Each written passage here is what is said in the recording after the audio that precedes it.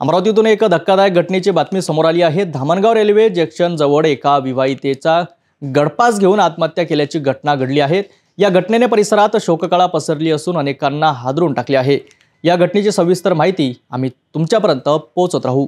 या घटनेनुसार मृतक महिलेचे नाव पूनम राजेंद्र ठोकळे असून वय 38 वर्ष होते। ही घटना जेबी पार्क धामणगाव रेल्वे परिसरात घडली आहे। महालक्ष्मी पूजनाच्या निमित्ताने पूनमच्या 2 मुलांना त्यांच्या मामाकडे अमरावतीला पाठवले गेले होते।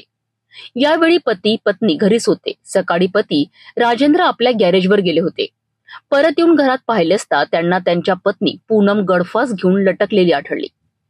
राजेंद्र यांनी तातडीने काही नागरिकांच्या मदतीने पूनम हिला धामणगाव ग्रामीण रुग्णालयात उपचारासाठी नेलेत, मात्र डॉक्टरांनी तिला मृत घोषित केले।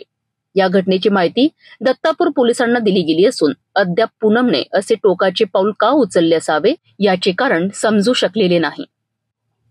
पोलिसांनी घटनास्थळी पाहणी सुरू केली असून पुढील तपास सुरू आहे। ही घटना धामणगाव परिसरातील नागरिकांकरिता धक्कादायक ठरली असून मृत्यूनंतर परिसरात शोककळा पसरली आहे। अमरावतीतून आलेली ही दुःखदायक घटना पुन्हा एकदा कुटुंबातील मानसिक स्वास्थ्य आणि तणाव यावर विचार करण्याची गरज अधोरेखित करते। या घटनेचा तपास दत्तापूर पोलीस करीत आहेत। शहरातील नागरिकांनी शोकाकुल कुटुंबाला मानसिक आधार देणे आवश्यक आहे।